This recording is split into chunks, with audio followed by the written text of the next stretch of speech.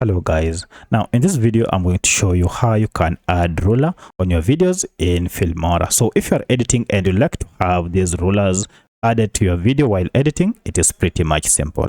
If you find this video helpful, I'll kindly request that to support me by liking the video and also by subscribing to my channel.